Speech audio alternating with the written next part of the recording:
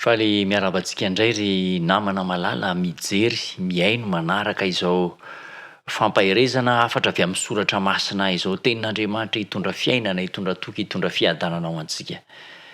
Andeha isika hiaraka hivavaka alohan'ny hiainoantsika ny afatra avy amin'ny tenin'Andriamanitra. Hiaraka hivavaka isika.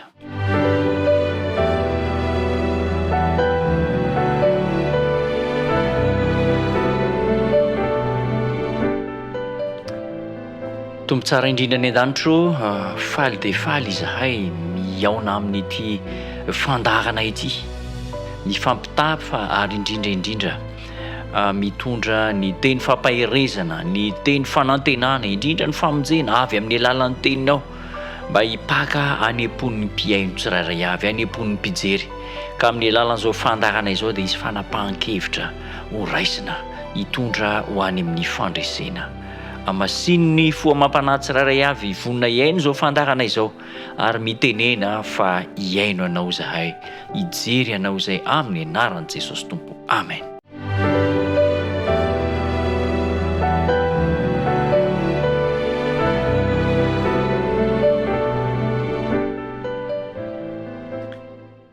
Resaka manokana mahakasika ny atao hoe fahazavana isika. Ao anatin'ny soratra masina dia misy andalan-teny be de be mahakasika ny hoe fahazavana io, jiro mirehitra, fahazavana. Ka io mihitsy no horesantsika amin'ity fiaonantsika ity. Zava-dehibe eo amin'ny fiainana maha-kristianina, eo amin'ny resaka fivavahana ity fahazavana ity. Ao amin'ny Matthieu toko fahadimy azafady. Ao amin'ny Matthieu toko fahadimy ka eo amin'ny andininy fahaefatra ambin'ny folo dia miresaka mahakasika an'io fahazavana io izy. Raha miresaka ny Matthieu toko fahadimy isika, ny andininy voalohany sy ny andininy faharoa dia mampahafantatra antsika fa miresaka amin'ny mpianatra Jesosy Kristy, miresaka amin'ny mpianany. Iza moa ireo mpianany ireo? Ireo mpianany ireo dia ireo lehilahy 12 izay nantsoina tamin'ny fomba manokana, notsongaina tamin'ny fomba manokana anaraka azy. Andeha jerentsika ny voasoratra ao Matthieu toko fahadimy andininy voalohany. Matthieu toko fahadimy andininy voalohany ho jerentsika ny fampidiran-dresaka izay nataon'i Jesosy. Matthieu toko fahadimy andininy voalohany. Ary Jesosy no nahita ny vahoaka dia niakatra teo tendrombohitra, ary rehefa tafapetraka izy dia nanantona azy ny mpianany. Iresaka amin'ny vahoaka Jesosy Kristy kanefa rehefa nipetraka izy dia nanantona azy ny mpianatra. Ary dia niloha-bava Jesosy, niloha-bava tamin'ny mpianatra ka nanomboka nampianatra ny mpianatra. Misy fahasambarana maromaro resahany eo. Fahasambarana, sambatra ny malaelo am-panahy azy, ny fanjakan'ny lanitra, sambatra ny oriziny eo am-pifaliana, sambatra ny malemy fanahy. Misy sambatra maromaro resahany eo fa ny votoatiny dia izao ny hoe ny votoatin'ity toky sy fampanantenana ao anatin'ny fahasambarana dia resaka famonjena. Resaka famonjena. Andeha jerentsika kely amin'ny andininy fahafolo, amin'ny Matthieu toko fahadimy andininy fahafolo. Matthieu toko fahadimy andininy fahafolo izay heverina fa io no famitinana amin'ny ankapobeny ireo sambatra maromaro izay lazain'i Jesosy ao amin'io Matthieu toko fahadimy io. Matthieu toko fahadimy andininy fahafolo izao no ambaran'ny soratra masina. Sambatra izay enjehina noho ny fahamarinana, fa azy ny fanjakan'ny lanitra. Ny tanjona amin'ny resaka fitanisan'i Jesosy an'ity resaka sambatra ity zany dia tsotra. Resaka fanjakan'ny lanitra, resaka fiainana mandrakizay, resaka famonjena. Ary io resaka famonjena, fanjakan'ny lanitra, fiainana mandrakizay io dia mitohy amin'ilay karazana fanoharana maromaro izay resahan'i Jesosy amin'io Matthieu toko fahadimy io. Misy fanoharana maromaro ambaran'i Jesosy fa no jerentsika dia ilay voasoratra ao amin'ny andininy fahaefatra ambin'ny folo.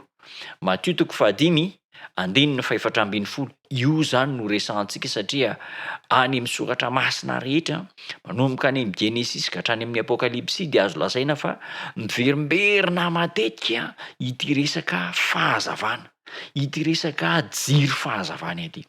Zao ny ambaran'ny tenin'Andriamanitra ao amin'ny Matthieu 5:4-12 tohizantsika amin'ny 5:12 ary tohizantsika koa amin'ny 5:12. Matthieu 5 manomboka amin'ny 4:12, 5:12, 4:12. Zao no ambaran'ny tenin'Andriamanitra. Ianareo ny fahazavana zao tontolo zao. Tsy azo ofenina izay tanàna miorina eo an-tendrombohitra. Ary tsy misy olona mandrehitra jiro ka mametraka azy eny ambany vata famarana, fa apetrany eo amin'ny fanaovan-jiro ka de mazava amin'izay rehetra ao an-trano. Aoka hazava eo mason'ny olona toy izany koa ny fahazavanareo, mba hahitany ny asa soa ataonareo ka hankalazany ny rainareo zay any an-danitra. Ianareo ny fahazavana zao tontolo zao. Ianareo no jiro manazava izao tontolo zao. Raha miresaka ny tontolo-kevitra mahakasika an'le Matthieu 5 isika dia misy andalanteny ao manao hoe sambatra izay enjehina noho ny fahamarinana fa aza ny fanjakan'ny lanitra. Lay fahazavana resahana eto zany dia oharina amin'ny resaka fahamarinana, oharina amin'ny resaka fahamarinana. Ka ny mpianatra de tokony ho fahazavana, mitondra ny fahazavana, mitondra ny fahamarinana. Inona no zavatra mitranga? Fa nahoana no milaza nyty hoe Jesosy Kristy hoe ianareo no fahazavana? Raha mijery sika any amin'ny bokin'ny Isaia any dia andeha jerentsika ny bokin'ny Isaia 40. Isaia 40 ary jerentsika amin'ny 2. Isaia 40, 2. Zao no ambaran'ny tenin'Andriamanitra. Fa indro aizy na manarona ny tany, ary aizy pito manarona ny firenena, fa aminao kosa ny mpisahan'i Jehova ary aminao nisy ny vonainy, ary ny firenena manantona ny fahazavanao, ary ny mpanjaka makeo amin'ny famirapiratany fimpisahanao. Aizy na manarona ny tany, ary aizy pito manarona ny firenena. Zany no zavatra mitranga, feno aizina, vokatry ny tsy fisian'ny fahamarinana, vokatry ny fanitsakitsahana ny fahamarinana, vokatry ny fanaovana tsinotsinona ny tenin'Andriamanitra. De feno aizina izao tontolo zao, maizy kitroka, maizy ny faharantsiana. Any amin'ny soratra masina, raha mijery sika any amin'ny boky filazantsara zay nosoratany apôstôly Paoly ho an'ny Timoty, an'ny apôstôly Paoly ho an'ny Timoty raha mandinika tsara isika ao amin'ny Timoty 2, amin'ny Timoty 2 de manambara mazava tsara ny tenin'Andriamanitra. Andeha nge jerentsika zay voasoratra any amin'ny bokin'ny Timoty 2. Timoty 2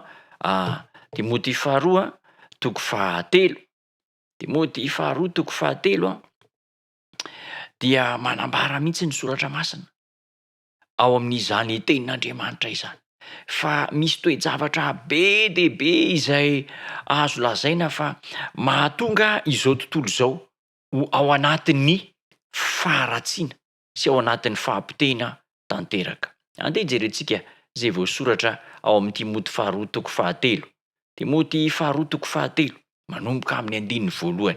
Zao no ambaran'ny tenin'Andriamanitra. Timoty 2:7 manomboka amin'ny 1 ka tsy mijanona raha tsy amin'ny 4. Vakina amin'ny anaran'i Jesosy Kristy. Timoty 2:7 manomboka amin'ny 1 ka hatramin'ny 5.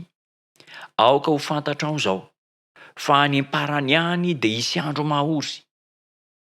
Ny olona ho tia tena, tia vola, mpandoka tena, miavonavona, miteny ratsy, tsy manora isireny, tsy misaotra, tsy manady zay masina, tsy manam-pitiavana, manontolo fo, mpanendrikendrika, tsy mahonim-po, loza be, tsy tiany tsara, mpamadika, kriana, mieboebo, tia ny fahafinaretana mihoatra noho ny fitiavana an'Andriamanitra. Manana ny endriky ny toe-panaraka an'Andriamanitra nefa mandany heriny, ireny koa dia alavira. Tsy ho tany saintsika tsirairay ireo fomba fisehon'ny faharatsiana amin'izao andro iainantsika izao. Fa dia be dehibe. Ny toetra ratsy, tia tena, tia vola, mpandoka tena, efa fantatsika rehetra anie zany. Efa iainantsika ngamba io andininy io, toko sy andininy efa miverimberina matetika ao an-tsaintsika. Ery amin'ny andininy 5 aza no tiako tsindriana kely. Manana ny endriky ny toe-panaraka an'Andriamanitra nefa mandany herin'Andriamanitra. Ina moa ny hevitra zany? Milaza ho mpivavaka kanefa tsy manaiky ny tenin'Andriamanitra, tsy manaiky ny baikon'Andriamanitra. Izany toe-javatra izany dia maneho amintsika fa feno aizina ny tany. Rakotra aiza-pito izao tontolo izao, eny, fa na dia eo amin'ny lafiny ara-pivavahana, na dia eo misehatra kristianisma aza, dia anjaka an'izany aizina ara-panahazana. Tsy any amin'ny tontolo tsy mpivavaka ihany zany no azo lazaina fa feno rakotry ny aizina, fa na eo amin'ny tontolony fivavahana aza. Zany no manam-porofo amintsika fa rakotra aizina izao tontolo izao. Dia miteny ny mpianany Jesosy Kristy, manafatrafatra an'ireo mpianatra, ireo mpanaraka azy Jesosy Kristy teo an-tendrombohitra, manao hoe ianareo ny fahazavana izao tontolo izao. Ny fahazavana izay tsy tokony ho afenina any ambany latabatra, fa ary mba ho hitan'ny rehetra ny fahazavana dia ny fahamarinan'ny tenin'Andriamanitra. Zany no iantson'Andriamanitra antsika.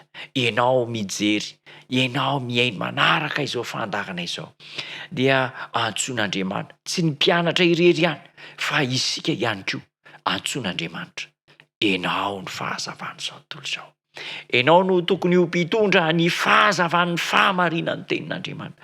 Andeha jerentsika kely izay voasoratra ao amin'ny Jaona 7:20. Haintsika rehetra tsenjery koa io. Jaona 7:20, andininy 9:20 sy ny 7:20.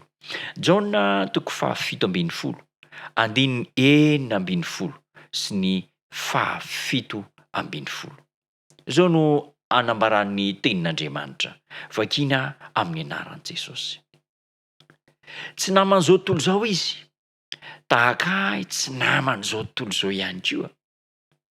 Manamasina azy amin'ny fahamarinana ny teninao ny fahamarinana. Manamasina azy amin'ny fahamarinana, ny teninao no fahamarinana. Raha mijery ny tantaran'ny tany isika teo amin'ny atao hoe vanim-potoana antenantenany tamin'izao vanim-potoana iainantsika izao, dia nisy ny atao hoe vanim-potoana ny fahamaizinana eo amin'ny fahamarinan'ny tenin'Andriamanitra. Vanim-potoana ny fahamaizinana. Ka tao anatin'izany vanim-potoana izany dia izao nalevina, nopotehina, nodorana mihitsy ny Baiboly, ny soratra masina. Ary dia tena nenjena sy nikorohana mihitsy ireo rehetra hita fa nitoky tamin'ny tenin'Andriamanitra sy nanaraka ny soratra masina, dia nenjena isaky ny lavatrano ary ny vonoina sy ny dorana. Zao anefa ny fahamarinan'ny tenin'Andriamanitra dia tsy ho foana mandrakizay. Manana fomba hitehirizana ny fahamarinan'ny Andriamanitra, satria manoloana ny taranaka amin'ny fandimby eto amin'izao tontolo izao, dia misy olona ho vonjena ho any amin'ny fanjakan'Andriamanitra. Noho izany dia hisy mandrakariva ny fahazavana izay irehitra ary ampirehetin'Andriamanitra amin'ny fomba tsy takatry ny saina. Ianareo ny fahazavana izao tontolo izao amin'ny alalan'ny tenin'Andriamanitra. Ho tanteraka aminao anie zany, tsy amin'ny mpianatra fahiny ihany, fa amiko izay miteny, aminao izay miaino sy mijery, mba ho fahazavana, ho jiro fahazavana fahamarinan'ny tenin'Andriamanitra isika tsirairay avy. Ho tafatoetra amintsika izany andala ny teny izany. Andeha hiaraka hivavaka isika tompoko.